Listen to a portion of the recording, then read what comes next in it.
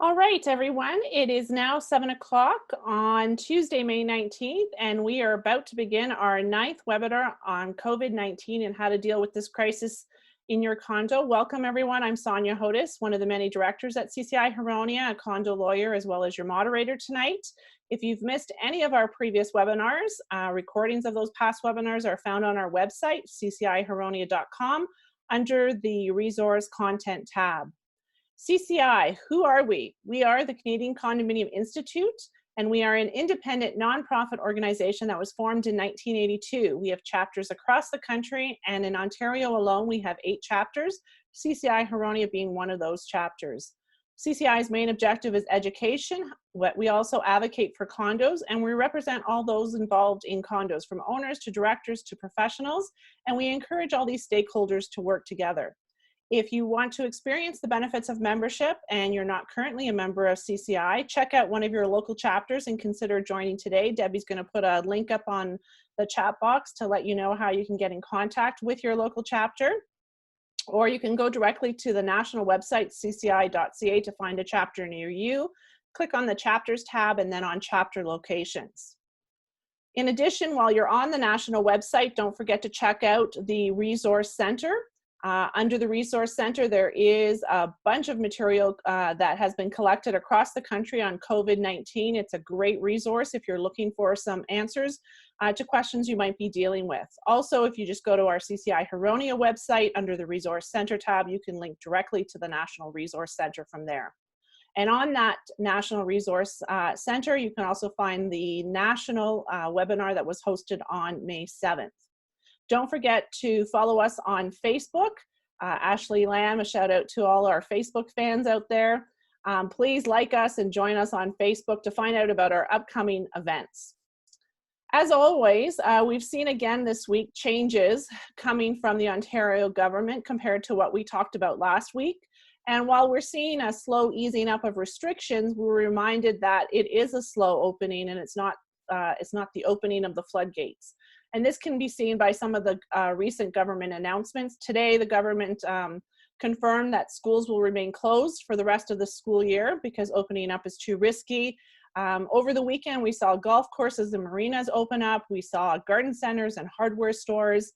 The provincial parks and conservational reserves were opened yesterday with limited activities such as walking, hiking, biking, bird watching.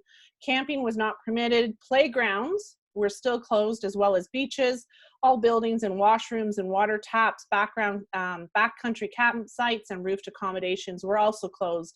And Ontario still has the limit of 5 for gatherings, so that has not been lifted, although there's some talk about that. But officially, the government is still limiting gatherings to 5 people. Today, we saw opening of retail shops that had outdoor entrances, but malls are still closed. Pets can get groomed, but our barbershops and hairdressers are still closed. Libraries are open for pickup and delivery. The limits on construction have been lifted as of today, and all projects can resume. Indoor and outdoor household services such as housekeepers and cooks, and the lifting of essential workplace limits on maintenance and repair and property management services has also been lifted, so they're no longer strictly necessary. Pools are still closed, restaurants are still closed, they can only do takeout, short-term rentals are still closed, gyms and fitness centers are still closed, and the Canadian government announced today that the US-Canada border will still be closed for another 30 days.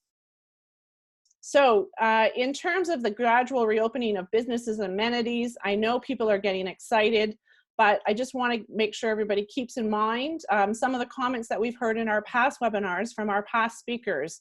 The floodgates are not opening. We're just seeing a little trickle. And as we keep in mind the fact that condos have to manage their liabilities, you want to make sure you're taking precautionary steps and that you're able to deal with opening up your common elements based on the resources you have. So if you're at all thinking about opening any of your common amenities, go back and look at some of our webinars, listen to our speakers again. And tonight, we have another lineup of speakers that are going to make sure that you're thinking about the things that you need to think out to protect the liability and the residents in your condo. So as always, things change from week to week, and more than ever, you should continue to watch us on Tuesdays at 7 to get updates on what's affecting condos as we move through this reopening phase. As I said, tonight we've got another great lineup of speakers, and we have from our CCI Huronia Board of Directors, Ashley Lamb, Patricia Aaliyah, John Juffs, Michelle Farley, Mina Tesseris, and you can also find their bios on our website, ccihuronia.com, under the About CCI tab. We also have some guests coming back again tonight. We have Jennifer Dickinson from CCI London, Dr. Mabelson, and the Mayor of Barrie, who are making reappearances. And just to keep things fresh and lively, although he's not a new face to CCI, he's been around for many years and has been to many of our many of our seminars. Mark Shedden from Atrons Council Insurance Brokers is here tonight to talk to us about insurance. So welcome back, Mark. Nice to see your face again. We haven't seen you for a while.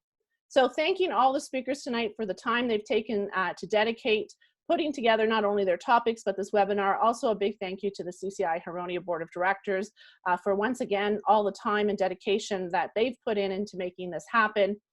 And before we get started, here are our reminders. Please mute your phones, mute your mics, shut off your cameras unless you're a speaker. We are recording this webinar tonight and it will be available on our website shortly.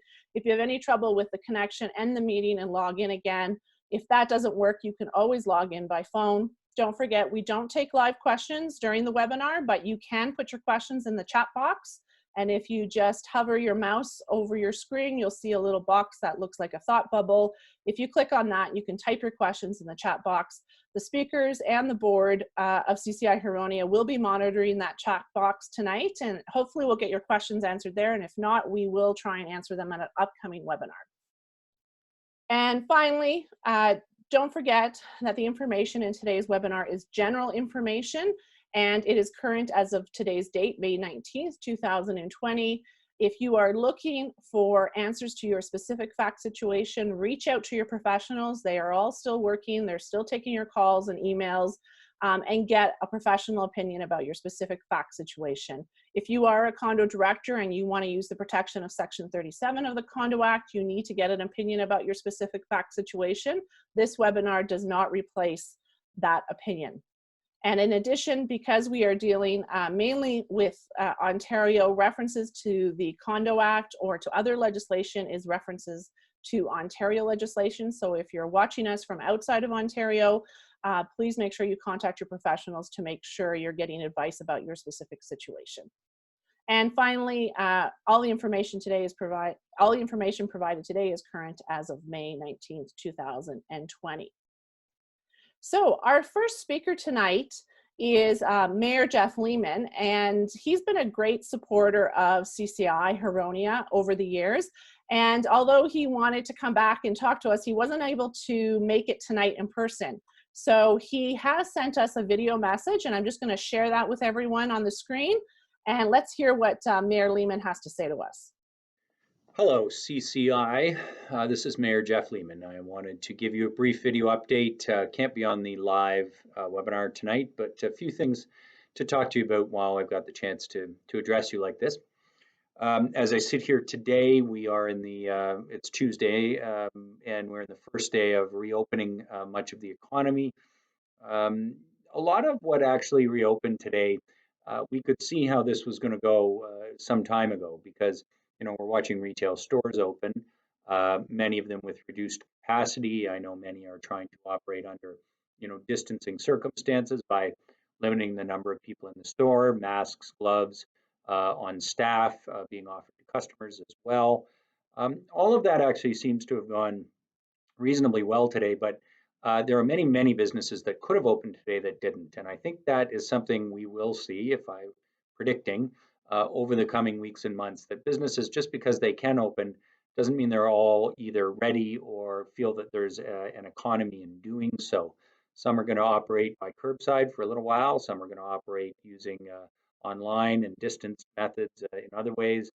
I think the larger ones, the more volume-based businesses, such as big box stores, they do have some physical space inside. They're more likely to have larger workforces that can absorb having some portion of the workforce still unavailable.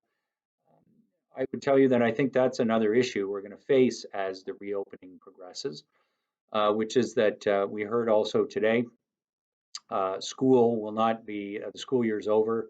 We're not going to have kids back in classrooms until September at the earliest. Childcare remains closed.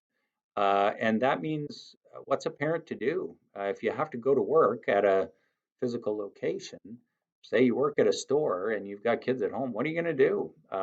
Many are not going to be available for work. Others will make do. They'll find other family members that they can, hopefully, even with the distancing requirements, that somehow they'll be able to find other family members who can help, or um, they'll make do between the partners in the family in one way or another.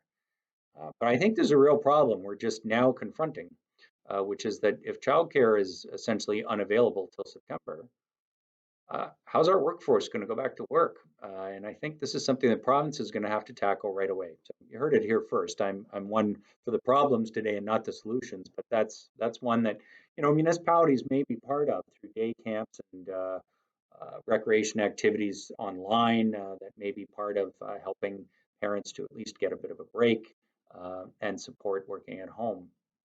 Um, I think more broadly in the economy, we are facing some real challenges, of course, with trade arrangements. The global economic picture is devastated until some of those trade relationships pick up. A lot of Canada's resource-based economy is going to be flatlined. So I think what we're in for, if I had to guess, is a deep, deep. We're already in a deep, sharp recession, and a slow climb back out. Some sectors have not been as heavily affected. Construction and manufacturing have been affected, but not as badly. I think the construction sector will probably come back. Much of it was reopened today that wasn't already open, and government spending will stimulate some of what was lost to lower private sector spending. But I think the service sector is going to take a lot longer to come back, and things like tourism and hospitality, certainly short-term rentals, which is something I'm sure of interest to CCI. All that's going to be a long time coming back, and it's probably going to look a lot different until there's a vaccine. Once there's a vaccine and or herd immunity, we can go back to the world we had before. And I think there will be some things that have changed, but probably there will be more of a return to the world we had before. And in the meantime, it's going to be about working collectively to manage our new reality until we get to that point. So I will say that in closing, thank you to CCI for the best practice work that you're doing and hosting these kinds of events to try and help people who have responsibilities in this new reality to navigate them. And we don't make the decisions here at the city about when things reopen. By and large, we follow the provincial direction on those things, but we will continue to work, continue to plan for economic recovery, and that I should mention as well. We have a very broad consultation effort. Take a look online at buildingberry.ca for our recovery planning effort and submit your thoughts there, because we are looking for everyone's good ideas as we start to reopen the economy in the coming months. Thanks again, CCI, and thanks for having me here tonight. Mark Shedden is here to talk to us about insurance coverage for COVID-related issues. We really haven't talked about insurance during any of these webinars. So, Mark, thanks for coming on. You're from Atrans Insurance Brokers. Please tell us, what do we need to think about in terms of insurance during COVID? No. Sorry, Mark, I'm going to unmute you. Mark, you need to let me unmute you.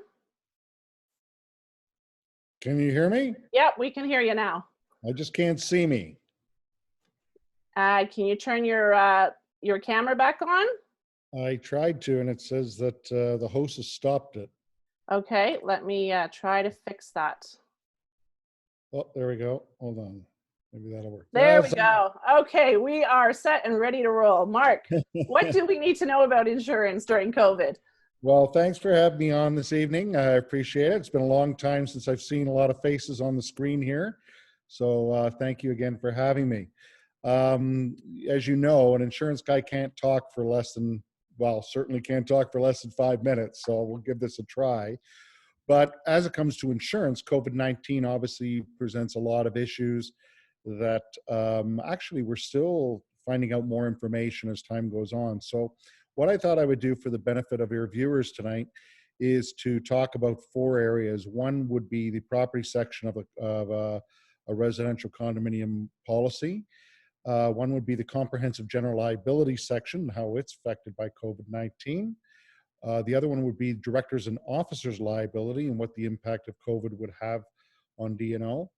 And then we want to talk about the most important thing that seems to be on the minds of people is how we feel that COVID-19 is going to affect rating and terms of policies moving forward in the future.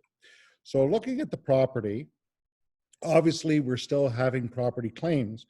The interesting part of what's happening in the industry is that the number of claims are dramatically down.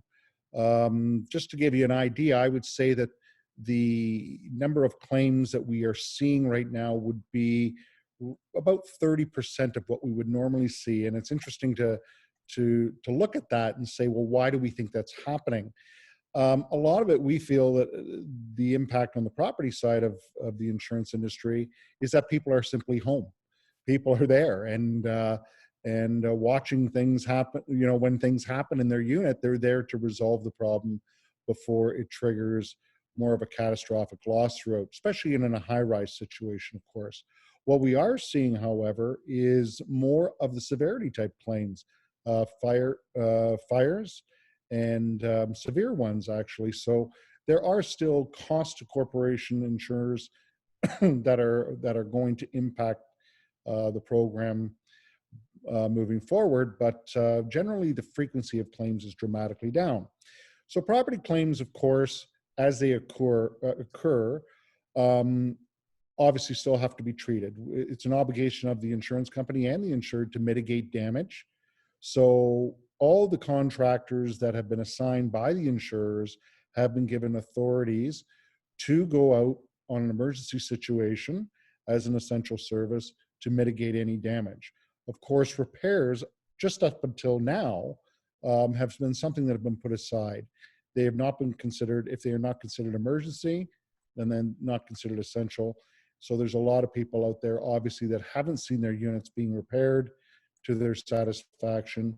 That hopefully will progress. However, I want to state that the insurance companies have made it very clear that all condominium corporations have to face federal, provincial, municipal laws that address who and when people can come into the individual units, and obviously the permission of the board, management, and the owner have to be granted. At that time, once that's done, the actual contractors doing the work will take on the responsibility to make sure they adhere to the safety measures for their employees. So you might see them coming in hazmat suits or what have you to do the repairs, but nevertheless, they will get done over time. Excuse me. With respect to comprehensive general liability, this is the section of the policy that protects the corporation and employees. And for the purpose of the general liability, the employees really are the board members and or anybody that's actually independently employed by the corporation. But this protects them for legal liability to a third party stemming from property damage or bodily injury.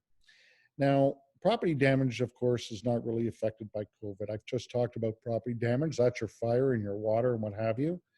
Liability is with respect to bodily injury to a third party. Now, some people may say, well, I've been affected. And the common question being asked right now, is there going to be coverage for COVID-19 claims made for people that thinks they've suffered bodily injury as a result of the day-to-day actions of the corporation?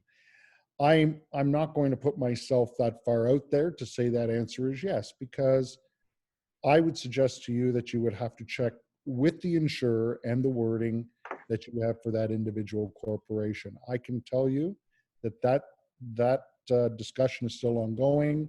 There are many insurers out there that feel that the exclusions that apply to such a case would in fact apply and protect the insurer from having to get involved in a case of that nature. I have to tell you, my own personal opinion, and that's just my own personal opinion, is based on some of the wordings I see. I feel that an action against the corporation would in fact possibly trigger a defense and potentially compensatory damages to a third party should the case arise. The best way to answer that question, which is the most common, is to say that that claim would have to be submitted and the insurer would have to address that based on their specific wording. So I don't want to say the answer is yes. I don't want to say the answer is no. I think that could vary from policy to policy. With respect to directors and officers liability, directors and officers liability is that section of the policy that protects directors and officers, past and present, for wrongful acts that give rise to a financial loss. I've sat down with my colleagues and we've had a lot of discussion around this as to whether or not COVID-19 triggers a financial loss to an individual through the wrongful acts of a board member. And I have to say that we are having a heck of a time trying to come up with a scenario that would trigger a claim under that section of the policy. So I would think any action of that nature would be remote. I would find it hard to believe that lawyers would see that that would be an action that would come to a positive end for the individual. But having said that, again, very similar to the comprehensive general liability section of the policy, the wordings do vary. All policies are not the same, and I would suggest that before an action of that nature is taken and the costs incurred there, you might want to speak to the broker and or specifically the company to see if there would be any protection under the wording. How do you think the industry is going to be affected by COVID-19? Well, this is a global epidemic, and for sure, there have been huge impacts worldwide. There was we see articles every single day from insurers that are forecasting losses as a result of COVID-19, some in the business interruption area, but globally there are massive losses being estimated right now. I saw an article this morning that Lloyd's was talking somewhere right now at the moment between $3 and $4.3 billion of losses as a result of this. And as most people know, local insurers do not underwrite these buildings all alone. There are layers of reinsurance and global participants to cover very, very large buildings in the province of Ontario that wouldn't be able to find capacity otherwise just with local insurers. So will they be impacted by foreign insurers or global reinsurers? The answer is absolutely yes. I mean, insurance companies right now are going to be suffering huge losses. And the sad part is, with respect to condominiums, we were really reaching a point. And I know that there's been 2 years of very severe rate increases in deductible. And I have to say that our opinion and the feeling of the industry around condominiums is that the class of business had improved dramatically. And we were somewhere getting to see a leveling of rate increases and impacts on deductibles. So it was kind of nice to see that. Unfortunately, this came along and there is no immediate measurement of how corporation insurance is going to be impacted or residential property overall. So I would suggest that it isn't going to present an opportunity to lower rates, but do I think it's going to have a dramatic impact on the rates that are currently available out there? It's very, very hard to say. I would have to have a crystal ball to be able to do that. So unfortunately, it isn't going to be going down, but as to how much it will go up, we will have to, yet see. So that's really the 4 areas. And I know a lot of people may have questions. I'm certainly willing to take some questions tonight on what I know and what I've heard through various insurers. We represent numerous insurers across the country, and local and offshore insurers. But specific to your own policy, my suggestion is that you contact your own insurance representative, your broker, or your agent to get a specific answer as how your policy would respond. Thanks, Mark. And so if anybody has questions now that Mark has put that offer on the table, put them in the chat box, and Mark, you can monitor that chat box and answer those questions in the chat box if you get a chance. So thanks for those insights. It looks like insurance and the issues surrounding insurance that condos have been facing, especially the last year, aren't going away. Just hopefully it won't get too much worse. So insurance is still going to be a hot topic for the coming year. All right, so moving from insurance to real estate, we've got Ashley Lamb back again tonight, our real estate agent on our CCI Huronia Board of Directors, and she's going to give us an update on the condo real estate market and what that means for condo corporations. Ashley? Thank you, Sonia. Can you hear me okay? Yeah, I can hear you. Yeah, great, okay. So although real estate has been considered an essential service and stage 1 has started, it doesn't mean that it is business as usual. Realtors still have the duty to follow the direction of the health officials to minimize the direct physical interaction by only listing and showing properties if it's absolutely necessary. And physical public open houses are still prohibited. It is still encouraged that agents do virtual walkthroughs and virtual open houses to limit the number of people going through properties and using virtual tours to assist buyers with narrowing down their property search. When a buyer is interested in viewing a property that is for sale, a COVID-19 buyer disclosure form is to be signed. When the buyer and buyer's agent sign off on this form, they are agreeing that they will comply with the COVID-19 policies and procedures of that specific listing brokerage. We might see a push from the public to increase market activity now that we are in stage 1 of lifting the lockdown, as there could be an uptick in buyer interest. It is important to remember, though, to keep safety measures in place. Anyone that is selling should do their part and wipe down entry doorway door handles and elevator buttons after viewings are complete. It would be a good idea to keep viewings to a minimum of 30 minutes and to leave a note telling the buyers that amenities remain closed. That's if the building has not opened up the amenities. This will hopefully stop people from doing unnecessary roaming of the building hallways or the complex. I'm just going to finish off with leaving you with some recent market statistics based on properties sold with the Barrie and District Association of Realtors for Barrie. Last month, there were a total of 13 condominiums sold in Barrie. That's 8 of which were condo apartments and 5 condo townhouses. So that's very low.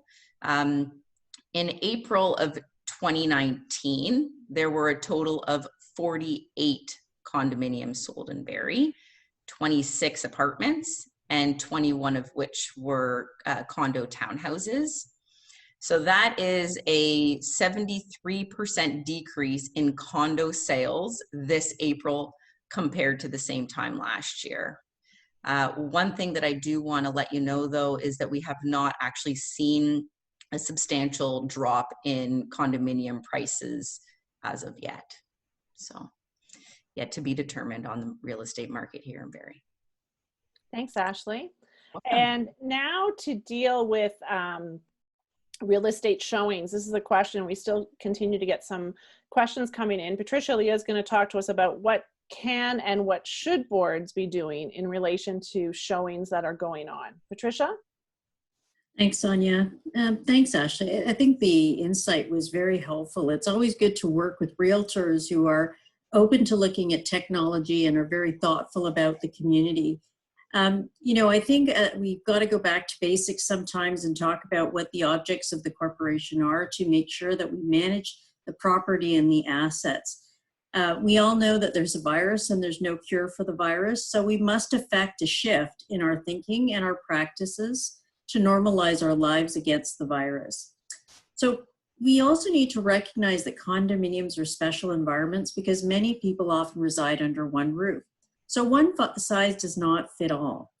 Condominium boards should act reasonably and prudently in executing their obligations. Each corporation must be proactively thinking about the assets and including the interests of owners who may be in a position and need to sell their unit. So with respect to real estate showings, I think you have to set up sensible protocols. And my first threshold is that if you don't have protocols yet, get some. You don't have to open up until you're ready. And I think we've heard this message by the Premier, by many officials, that you have to be ready to engage people to come onto the property, whether you're retail, whether you're a condo, wherever there are people that could be impacted. So open houses are still prohibited. Embrace technology. Virtual tours are very effective, efficient, and most importantly, safe. If there is a desire to have in-suite showing, there are protocols that the corporation could develop. For example, a meaningful questionnaire about where the individuals who are coming in have been, gloves, masks, possibly removal of outerwear if the weather is still cold. Agreed to times for showings. I agree completely with Ashley that even limited time frames are a good idea. Sign-ins for showings, no lock boxes, amenities still remaining closed, consent from the unit owners to allow people in to see the unit, and then a thinking through of sanitizing elevators or areas where people may actually walk through. Also, communication with your community about the fact that strangers may be walking through the building, and so they should also be cautious. And if there is an outbreak in your condo, you may also want to communicate the fact that you're denying access because there is an outbreak in the condominium. So it's a balancing of information. Keep it private. Have one entryway as well during certain hours for these showings. And consider the demographic of your community. Where you have a disproportionate number of seniors, you may have to have special or different protocols to consider. And consider the community interests versus personal interests. So be a balancing. So get advice from your professionals, set up the protocols, because this is about normalizing now. And you will have a variety of people coming on site. Thanks, Sonia. Thanks, Patricia. Some good tips there in terms of how to deal with showings as we continue dealing with COVID and dealing with the changes that we're seeing in terms of things opening up. All right, so we're going to move on to fire safety, and Michelle Farley is going to speak to us tonight about whether service providers that refuse to do fire safety testing and tell you that it's okay, is that really okay? But before Michelle gets started, we're going to do a poll tonight. And we're going to see if anybody has actually experienced this.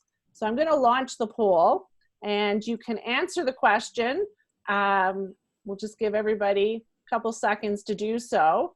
Has anybody experienced a service provider telling them that they're not going to do the fire safety testing, but don't worry, that's okay. You don't need to do it.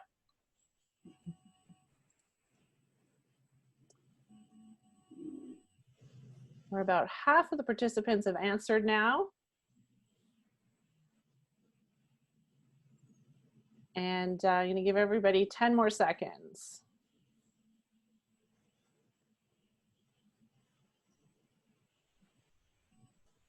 All right, 5, 4, 3, 2, 1. We're going to end the poll. I'm going to share the results and I'm going to get Michelle to start talking about whether this is okay or not. It looks like a small portion, 6% of people have had this experience. So Michelle, is it okay?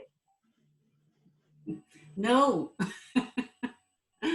For many of our clients and for many of you here today, you may have made decisions weeks ago about whether to test your fire alarm systems and in-suite devices that should be revisited now. When I heard from a client with multiple buildings that they had conducted the annual testing of their common area life safety systems, but not their in-suite devices due to COVID-19, I was concerned. The manager had been advised by her service provider that she did not have to do in-suite testing, so they skipped the in-suite in several of their buildings. Some managers were advised by contractors to postpone their testing entirely. When you talk to professionals, you should be able to rely on their advice. As a fire code consulting firm, many of our clients have reached out to ask us about this. I've been monitoring the evolving information and opinions, and I recognize how these inconsistencies could have happened. So why is there confusion? Like every industry, there was a varying information emerging while everyone was dealing with the shock and quickly evolving nature of the pandemic. The Canadian Fire Alarm Association, the CFAA, released guidelines in April stipulating that it may be reasonable to postpone in-suite testing. Testing is regulated by a national standard, CAN ULCS 536, which you and your service providers follow for annual testing. The Ontario Fire Marshal's Office and many fire departments subsequently stipulated that the fire code is the law and all testing must continue. So May 5th, the CFA released a COVID-19 bulletin update amending their position slightly and stating that you should talk to your fire alarm contractor and authorities, and you must track who helped you make any decision to deviate from the fire code. When postponing any testing, you all released a statement saying, if circumstances prevent you from complying with the written requirements of the standard, you must document your alternate procedures, when the change went into effect, and when it will go out of practice. There were contractors, fire professionals, and municipal opinions that differed even within the same organizations. It's no wonder varying interpretations and actions were taken. The main consistent message was that fire alarm service providers are an essential service. In the early COVID days, I spoke to one provider who stayed at 100% capacity, and others had reduced capacity or closed completely. Depending on when you spoke to your fire alarm service contractor and which stage of COVID we were in, you may have been advised to postpone testing, to do common areas and not in suite, or to proceed with all of your testing. This was a new situation for everyone. Everyone was impacted differently, and depending on what was happening day to day, we made the best decisions we could with the information available. So the big question is, what do you do now? We're experiencing a significant increase in home fires, up to 65% in Ontario, with the leading causes being careless cooking and smoking. We need to keep our people and our buildings safe. The bottom line is the fire code is the law. If you are a townhouse complex, remind your residents to check their smoke alarms and CO detectors. If you have common systems, all life safety system testing should be completed as scheduled, with safety precautions in place where reasonable to do so. Where not feasible or unsafe to do so, document which devices were unable to be tested and why. If you missed any of your testing during COVID or due to any other problems that you were having in the building at the time, start speaking to your service provider. If they refuse to conduct the in-suite testing, ask why. You have a legal obligation to maintain your building's fire code compliance, even if your service provider is unable or unwilling to assist you. If you are concerned that their reasoning does not meet your obligation, you should seek a second opinion. Be reasonable, be informed, be realistic, and remember, you are not alone. Thank you. Thanks, Michelle. All right, so moving from fire safety to the building code, which is another area of concern in terms of safety, Mina's going to talk to us about updates with respect to the building code and inspections with respect to permits. Mina, what can you tell us? Hi, everyone. Thanks for having me on the show tonight. I do have some good news for any of the condos out there that are involved in any construction projects that have ongoing building permits. There have been some changes made, recent changes made to the building code regarding delivery of building code services by municipal building departments during the COVID-19 outbreak. The amendments took effect on May 11th, 2020, and they require building departments to maintain the level of service that's specified in the building code for review of permit applications and conducting construction inspections during the outbreak. And the important thing to note here is that these requirements apply even when the offices of the municipality are closed. The amendment also establishes the conditional permits can be issued for non-essential construction during the outbreak. Just to bring a bit of background to this, the building code contains specific timelines for reviewing permit applications and responding to notices to conduct inspections. These timelines were introduced somewhere around 2006 when the 2006 version of the OBC took effect, and they are currently in force. So although government services related to licenses and permits are included in the provincial list of essential workplaces, the outbreak resulted in some disruption to the delivery of building code services in some municipalities. So they adjusted to the evolving health and safety measures that were adopted in the workplace. And as a result of this, some building departments were not meeting the specified timelines due to their offices being closed to the public. So now we have an amendment that's made to ensure that the building code services remain available on all construction projects, and the amendment remains in effect for as long as municipal building department offices are closed to the public for in-person services due to the COVID-19 outbreak. So that's a bit of good news for you if you have any projects where you've been struggling to get building inspections. The province has clarified the requirements, and building departments must act accordingly. Thanks, Mina. So last week we talked a little bit about tendering and the tendering process and how it might be a great idea to take advantage of the situation that we're in right now. And tonight, John Jeffs, he's going to talk to us specifically about what type of special provisions we should be putting in those tendering documents. John? Thanks, Sonia. Thank you very much, everyone. There are really two aspects to this point in COVID-19. One is the actual tendering of the work, trying to get the most competitive price from the most suitably qualified contractors. And the second is the actual implementing of the work, which looks like as of Friday or Tuesday or whatever day it is now, is allowed to go ahead, assuming that the condominium corporation can allow it to go ahead and has the right protocols in place. So if you're going to tender a project, the consultants are all going to be very cognizant of the fact that they've got to keep the numbers as low as reasonably possible. They're not going to conduct a great big meeting with people wandering around the common elements. They're going to get it down. And in fact, we had one done recently where only 2 people at a time attended. We had 3 half-hour sessions. We got 6 bids in. And each of those bidders was welcome to carry with them a device where they could have senior people at their office or sub-trades connected to it, and they could just show them the various issues in the underground parking garage that were needed to be looked at. So we didn't end up with dozens of people coming to site or even asking to come to site. They all got it, they all understood, and they 2 of them used FaceTime and 1 used some sort of Skype app. So that was all good.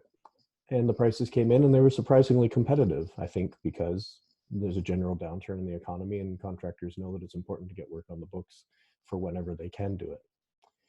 Then the second aspect would be, now that you've tendered it, how do you get the work done? You want to know that the contractor is implementing special provisions to make sure that all of the aspects that we've come to know in COVID life are being implemented. Proper respiratory etiquette, proper physical distancing, proper cleanliness, all of those.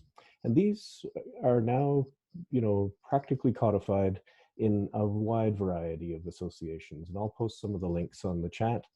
But 2 that are probably the most impactful are the Canadian Construction Association and the IHSA, which I can't remember what that acronym stands for, but they both have great resources for contractors. Owners and consultants don't want to be dictating to the contractor how to keep people safe, but they do want to know that there are policies and procedures in place that will keep people safe.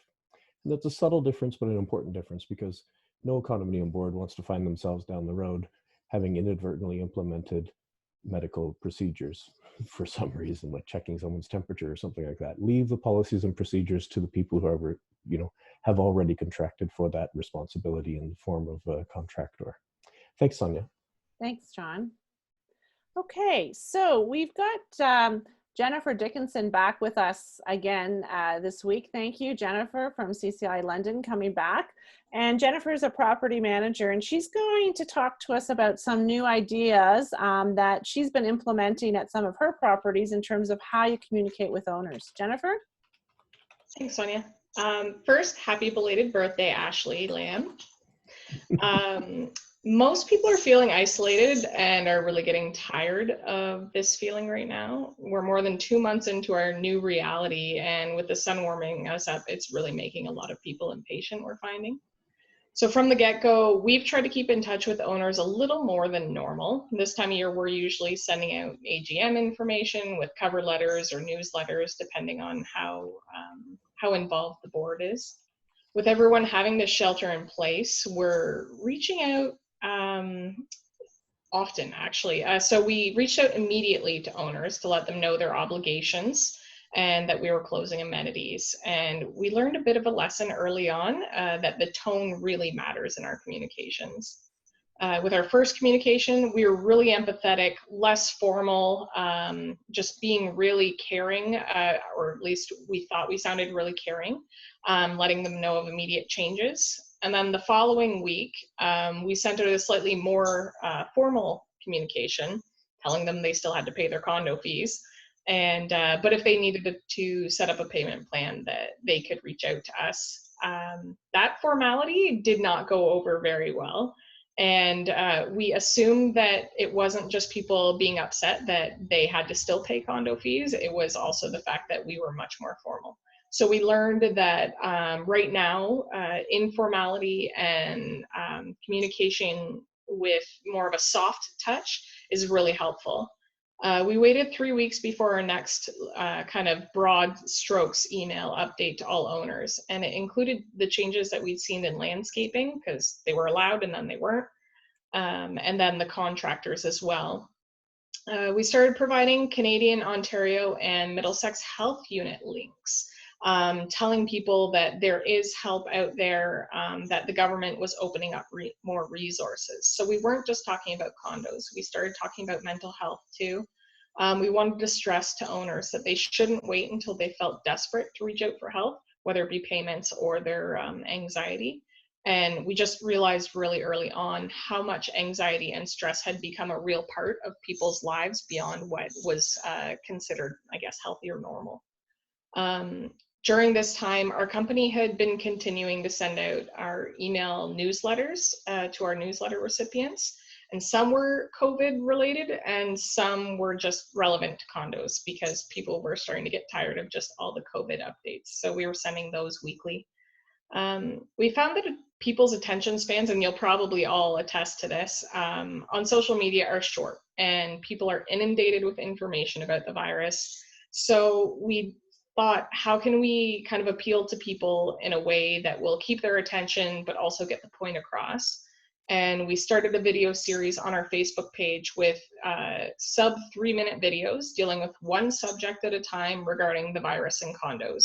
So whether it was just what are the definitions of the isolation, you're hearing all these terms, or whether it was landscapers aren't working, and then later on an update, now landscapers are working.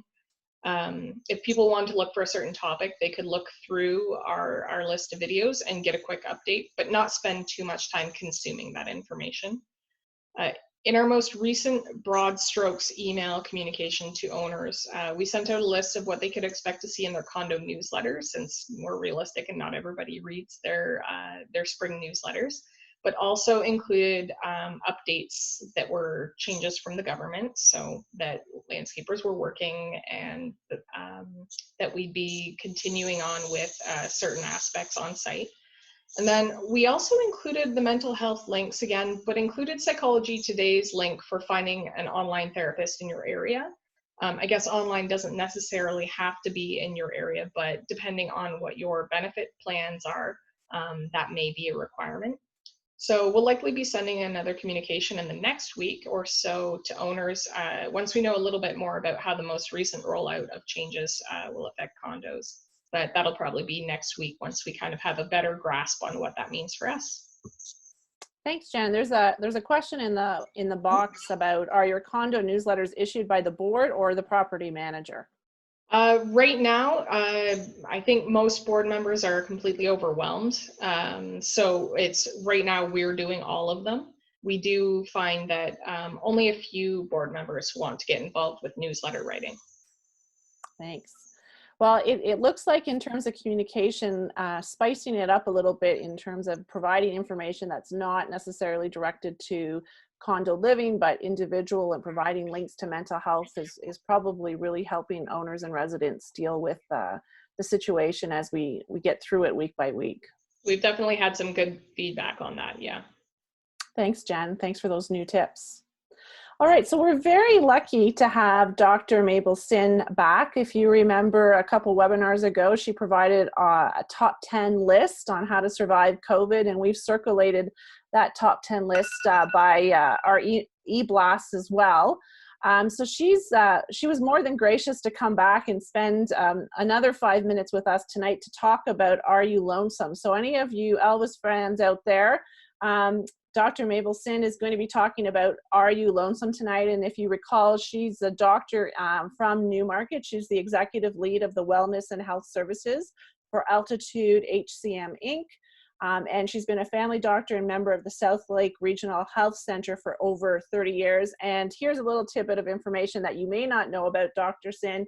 She has a black belt in Aikido, and she's got a 3rd degree black belt in Shotokan karate. So a little bit of information that you may not have known. So Dr. Sin, how do we deal with loneliness? Hi, Sonia. Thank you for the introduction. So the problem with loneliness is that it's very much underestimated because people just don't tend to admit that they are lonely. Now, the other problem is that the negative impact of loneliness has been found that it can be twice as dangerous for your health as smoking is.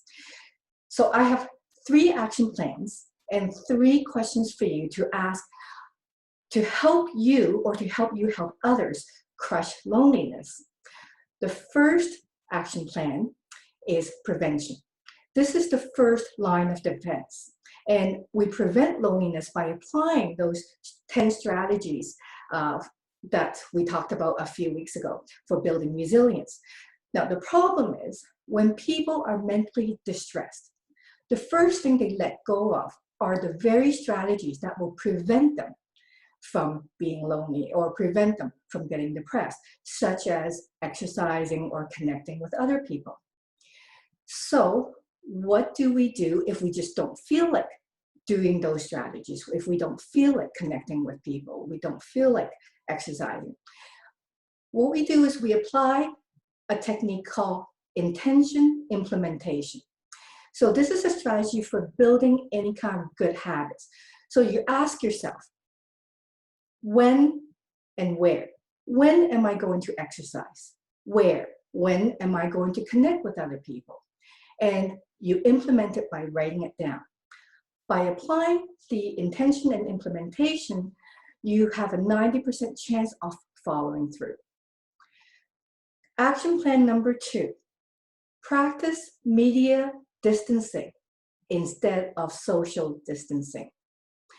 What happens is people who spend more time looking or reading negative news are more depressed and have more anxiety because it actually puts our body in the fear mode when we do that.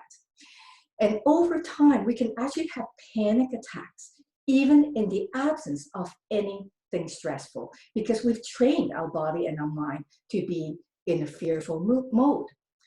So be intentional of the type of media that you take in, and that includes social media. Keeping it down to once or twice a day, asking yourself, why am I reading this? Am I reading it to gain knowledge? Or is it out of anxiety? Or is it out of boredom? Action plan number 3. Turn helplessness to helpfulness. So when we experience loneliness, we tend to turn inwards. It becomes me, me, me. So you ask yourself, how can I be of service to other people? When you do this, you actually give yourself a reason to get up in the morning You give yourself a sense of agency, and it helps you shift your focus from inward to other people, to outwards. And this in turn will increase your resiliency, because resiliency requires a sense of purpose to thrive. So check on your neighbors, check on your friends. And when you do connect, focus on the quality of the connection. Really listen to what the other person has to say and be open to what you say to the other person. So on that note, Sonia, if you can share with everyone this photo that I took this weekend of my neighbor Ian and what he said. So I would like to end this by telling you one of my favorite mathematical formulas, which is happiness is the only thing that multiplies by division. So be the contagion of happiness. Thank you. Thank you, Dr. Sin. And when you're talking about media distancing, you're not talking about stopping watching the CCI webinars, are you? CCI is allowed on the list. Okay, so make sure you schedule that time to keep us up there. Thanks a lot. Thank you very much. Well, we've again come to the end of another webinar. It's amazing how fast the time goes by. It's almost 8 o'clock. And I see there have been some questions in the chat box that have been answered. While I do our closing remarks, if you've got any further questions or topics that you would like us to cover in the upcoming webinars, please put them in the chat box so that we can see those and use those to structure our upcoming webinars. If you have any tips and tricks, don't forget to send them to admin@ccihuronia.com. And if you come up with an idea for a webinar topic or a question later on in the week, you can also send your questions to admin@ccihuronia.com. They do get passed on to us. Don't forget that a recording of tonight's webinar will be posted on our CCI Huronia website within the next few days. And in terms of upcoming events at our CCI chapters across Ontario, CCI London, May 26th, No Stupid Questions. You can register on their website, cci-sw.on.ca. CCI Eastern Ontario is starting their 4-part director's course on June 4th via webinar. You can register on their site, cci-easternontario.ca. CCI Toronto has released their new season of Condo Convo, so that's available on their website, ccitoronto.org. Also check out their website for upcoming events. They are planning to have a webinar every month on non-COVID related topics, so you can find out more information on their website. And CCI Grand River has their Leaders Circle webinar on June 9th. You can register on their website at cci-grc.ca. So lots of great events coming up within the next month or so. Be sure to check them out, and don't forget to come back next Tuesday, May 26th at 7 o'clock to see us all again. There will be an e-blast going out shortly, so you can register.